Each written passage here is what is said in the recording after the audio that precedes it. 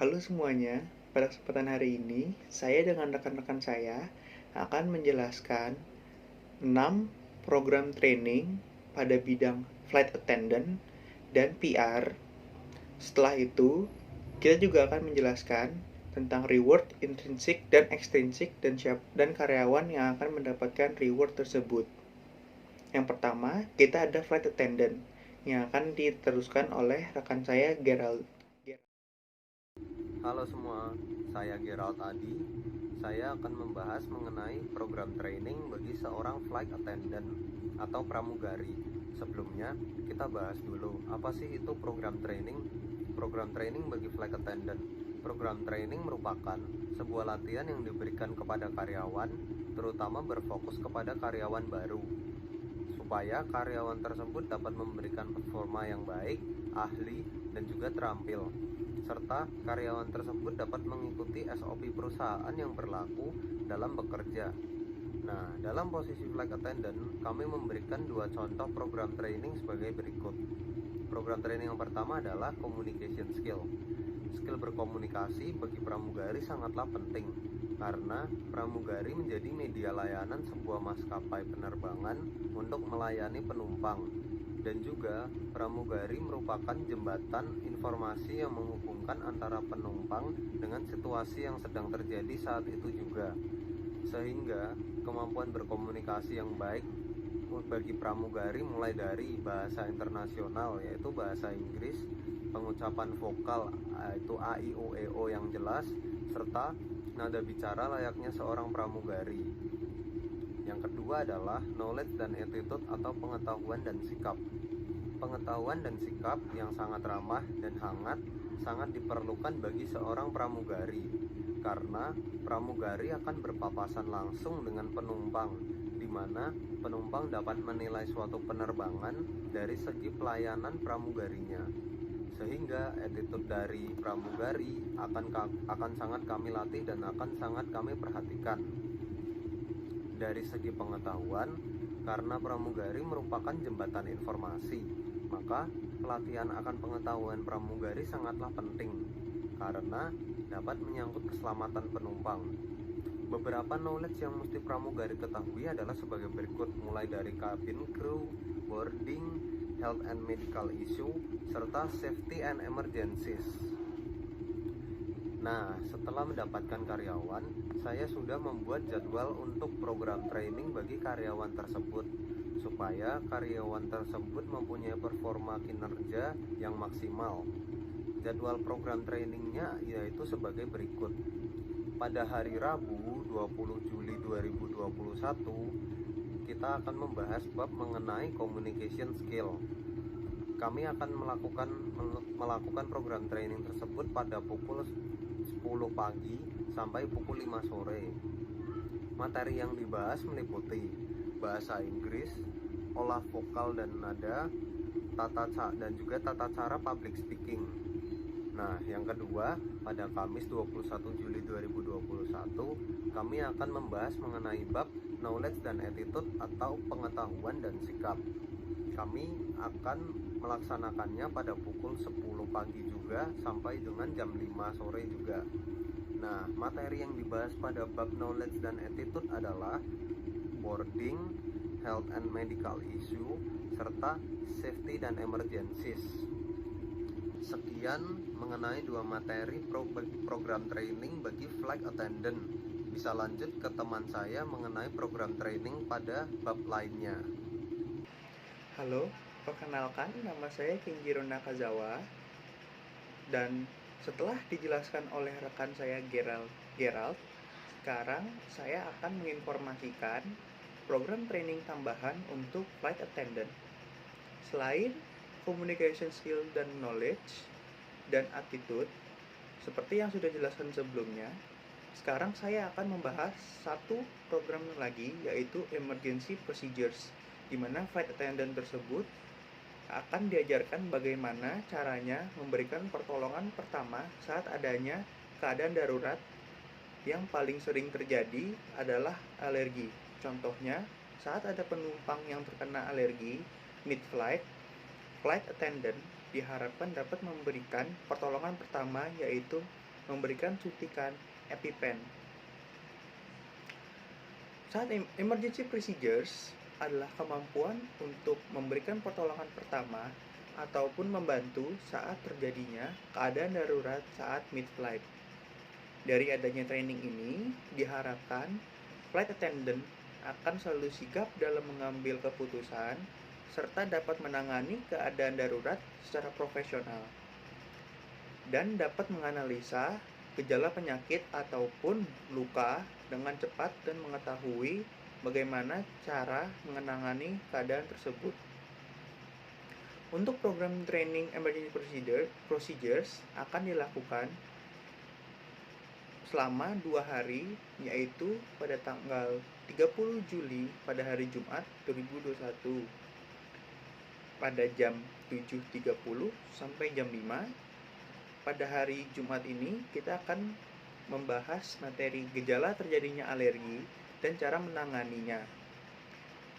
Hal ini penting karena sering sekali ada penumpang yang terkena alergi, entah itu alergi kacang atau alergi makanan lain, dan flight attendant tidak tahu bagaimana cara membantunya. Itulah kenapa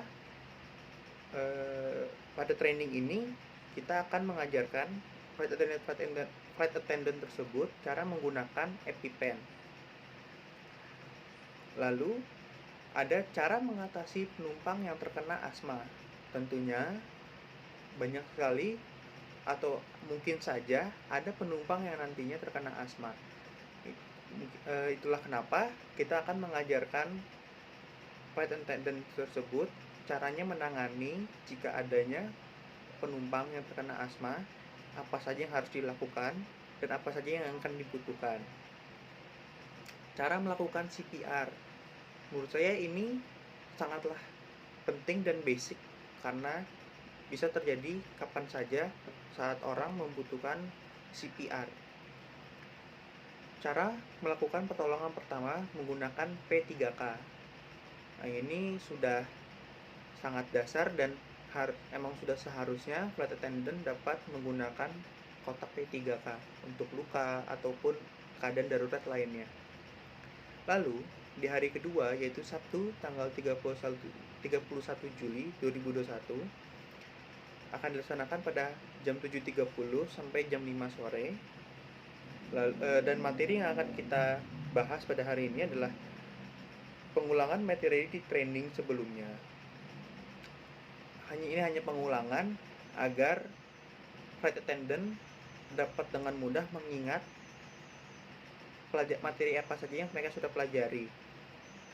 Lalu ada cara mengevakuasi pesawat saat terjadi keadaan darurat dan mengutamakan keselamatan penumpang. Hal ini sangatlah penting karena kecelakaan saat mid-flight atau saat sedang di tengah-tengah udara itu mungkin saja terjadi dan kita harus menyiapkan flight attendant tersebut untuk keadaan terburuk apapun.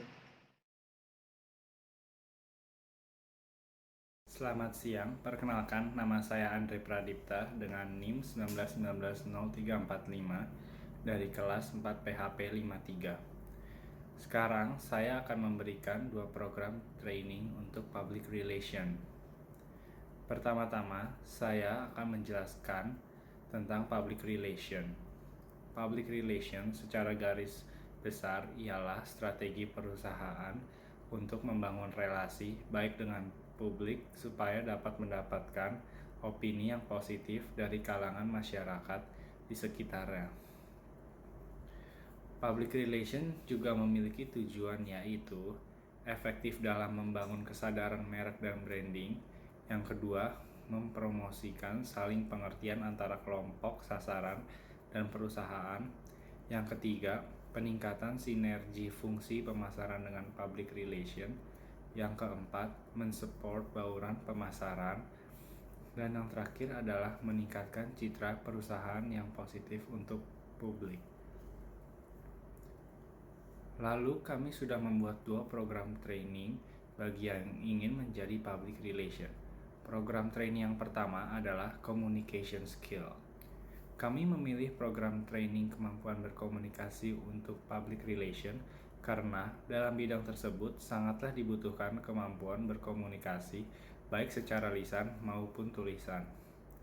Selain itu, public relation juga diharuskan untuk bisa berbicara di depan umum dengan lancar dan percaya diri. Lalu program training yang kedua adalah attitude. Profesi sebagai seorang public relation harus memiliki kepribadian yang utuh dan jujur, serta memiliki kredibilitas yang tinggi, yakni dapat diandalkan dan dipercaya oleh orang lain. Hal ini wajar mengingat sebagai seorang public relation akan menjadi sumber berita bagi pers atau media massa. Sehingga informasi yang disampaikan harus dapat dipercaya dan memiliki nilai berita yang tinggi. Tujuan dari pelatihan ini agar memiliki kemampuan untuk mengkomunikasikan berbagai ide, melaksanakan rancangan program kepada berbagai kelompok masyarakat sasaran organisasi untuk mendapat pengertian dan dukungan, disertai dengan kemampuan untuk mengevaluasi perilaku masyarakat, mengidentifikasikan kebijaksanaan dan prosedur organisasi sesuai dengan kepentingan masyarakat. Setelah itu, kami juga sudah membuat jadwal program training yang berlangsung selama 2 hari pada tanggal 25 Juli 2021 dan 26 Juli 2021. Pelaksanaan hari program training hari pertama adalah pada hari Senin tanggal 25 Juli 2021 dimulai pada pukul 10 pagi sampai jam 5 sore. Materinya adalah Public Speaking and Master of Ceremony. Dalam materi ini akan dijelaskan mengenai bahasa protokoler, bahasa resmi, dan bahasa komunikatif table manner. Dan program training yang kedua akan dilaksanakan pada hari kedua, yaitu pada hari Selasa tanggal 26 Juli 2021 dimulai pada jam 10 pagi sampai jam 5 sore. Materinya adalah custom behavior. Dalam materi ini akan dijelaskan bagaimana menentukan target audience, karakteristik konsumen, dan beberapa elemen dasar dari proses conditioning. Halo, kembali lagi dengan saya, Kenjiro Nakazawa, dan sekarang kita akan membahas tentang program training tambahan untuk public relation. Seperti yang sudah kita ketahui, bahwa program training public relation ada 2, yaitu communication skill dan attitude. Setelah 2 program training itu dijalankan, ada 1 program training lagi yang akan dilalui oleh karyawan baru maupun lama, yaitu event and project skills. Event and project skills adalah skill planning, managing, leading saat adanya event atau project yang nantinya akan dihandle oleh karyawan baru, IR ataupun lama. Dengan dilakukannya training ini, diharapkan karyawan akan dapat dengan mudah mengelola event dan project di masa depan dan dapat dengan mudah mengambil keputusan yang tepat. Training ini akan dilaksanakan pada hari Selasa tanggal 3 Agustus 2021 pada jam 8 sampai jam 5 sore.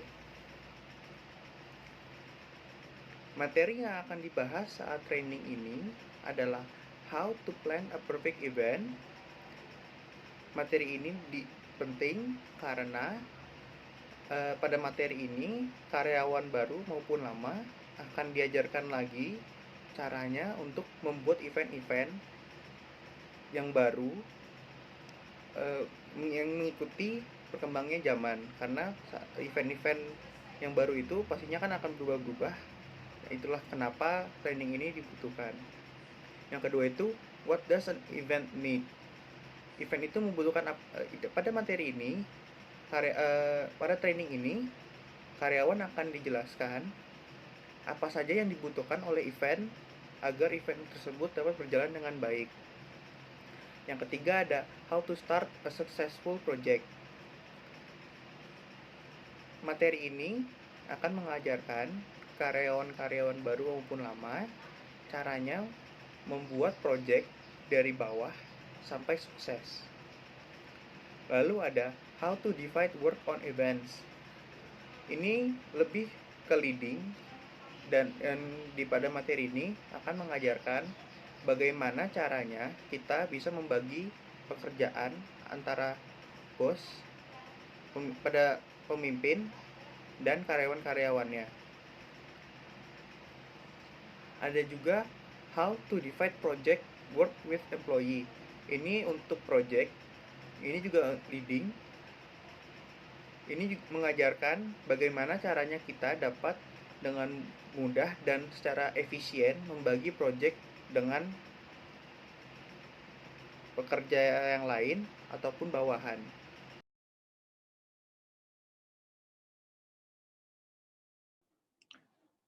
Kunci dari kesuksesan sebuah perusahaan adalah untuk memulai mendefinisikan fokusnya mengenai apa yang ingin diraih. Apakah perusahaan ingin meningkatkan keterlibatan karyawan di tempat kerja atau ingin meningkatkan keterlibatan karyawan dalam sesuatu yang spesifik, seperti kesehatan dan kesejahteraan pribadi mungkin. Karyawan ingin menemukan makna dalam pekerjaan yang mereka lakukan dan ingin melihat peluang untuk pertumbuhan dan pengembangan pribadi dan profesional. Perusahaan bisa melihat ini sebagai lapisan pertama hierarki Maslow untuk motivasi karyawan. Dengan mengenali keinginan karyawan di perusahaan dan memastikan budaya perusahaan sangat terfokus untuk mendukung permainan, tujuan, dan potensi mereka. Perusahaan dapat membangun, memengaruhi, dan mempertahankan lingkungan kerja yang positif yang mendorong kreativitas, rasa hormat, produktivitas, dan yang terpenting, lanjutan motivasi untuk kebesaran. Tanpa fondasi ini, strategi perusahaan untuk memotivasi karyawan akan sangat bervariasi. Pertanyaan seperti, apakah penghargaan atau reward untuk karyawan itu penting? Pasti akan muncul. Mengapa penting? Jawabannya cukup sederhana. Karena setiap karyawan butuh pengakuan atas hasil kerjanya. Dengan begitu, karyawan merasa menjadi bagian penting dan terlibat atau engage dalam pekerjaannya. Apresiasi terhadap kontribusi sekecil apapun dapat meningkatkan engagement karyawan yang bersangkutan. Memiliki engaged employee jelas menguntungkan bagi perusahaan, sebab tipe karyawan seperti ini selalu ingin bekerja dan berkontribusi lebih baik untuk membantu pencapaian tujuan organisasi, dan bukan sekedar bekerja untuk memenuhi target. Selanjutnya, mari kita perjelas dahulu mengenai apa itu reward intrinsik dan reward ekstrinsik. Kita mulai dari ekstrinsik. Imbalan ekstrinsik atau extrinsic reward merupakan penghargaan yang diterima karyawan dari luar pekerjaannya, yang diberikan oleh atasan atau pimpinan perusahaan. Umumnya, reward ini bersifat bendawi tangible yang berbentuk uang atau barang, seperti tunjangan, bonus karyawan, kenaikan gaji, role promotion, ataupun reward fasilitas lain. Reward intrinsik ini bisa dinikmati langsung oleh karyawan yang mendapatkannya, seperti penambah penghasilan, mendapatkan fasilitas ruang kerja yang bagus, dan juga pada promosi. Bisa menikmati posisi baru dengan tanggung jawab yang baru, serta gaji yang baru. Yang paling umum yang biasanya perusahaan berikan merupakan bonus dan insentif karyawan. Tetapi juga untuk tidak lupa dengan segala peraturan yang berlaku, karena berupa uang dan penambah penghasilan bruto karyawan, maka bonus dan insentif dikenai pajak penghasilan PPh pasal 21. Sementara imbalan intrinsik atau intrinsic reward merupakan imbalan psikologis yang diperoleh karyawan dari melakukan pekerjaan yang berarti dan melakukannya dengan baik. Imbalan intrinsik lebih kepada pemberian kepuasan atas pekerjaan dan tanggung jawab yang berhasil diselesaikannya, atau kebanggaan karena menjadi bagian dari organisasi perusahaan yang punya reputasi. Intrinsic reward bisa berupa sertifikat penghargaan, atau mungkin menjadikan karyawan tersebut sebagai suatu project leader, itu juga termasuk intrinsic reward, karena mendapat kepercayaan. Keuntungan non-materi intangible yang diperoleh karyawan dari pekerjaannya juga disebut reward, seperti sistem kerja yang fleksibel, lingkungan kerja yang suportif, atau jenjang karir yang terbuka. Kita telah sampai pada bagian ini. Setelah melalui beberapa training dan seleksi tim, kami memutuskan untuk memilih 2 kandidat untuk mendapatkan reward. Karena mereka telah membuktikan kerja keras mereka dengan sangat baik, perjalanan yang mereka lalui dari awal hingga akhir dan selama training tersebut telah membuahkan hasil yang baik dengan perolehan nilai yang mendekati sempurna. Berikut 2 nama kandidat yang mendapatkan reward dari kami.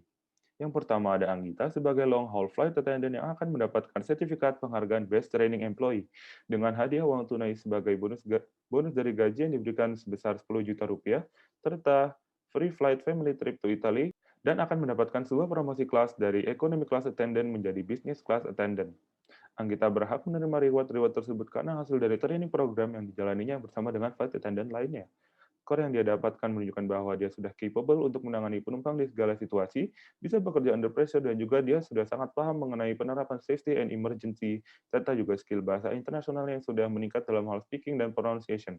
Sudah semakin jelas dan semakin bisa dimengerti.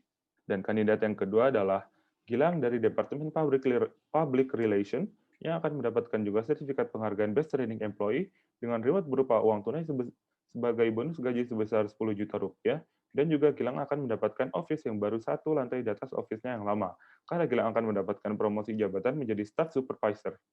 Dan dia akan dipercaya menjadi Master of Ceremony pada launching Airbus A320 baru di Trans Airlines. Alasannya karena nilai dan hasil yang diperoleh oleh Gilang bisa dibilang hampir sempurna. Dia makin menunjukkan bakatnya dalam hal public speaking. Oleh karena itu, kami mempercayakan Gilang untuk mendapatkan personal office, bukan lagi office bersama, agar dia makin bisa berkembang dan terus melatih skill tersebut. Kami juga percaya bahwa Gilang akan terus bisa berpartisipasi dan berkontribusi dengan baik di Trans Airlines ini, sambil menerapkan visi dan misi dari Trans Airlines ini.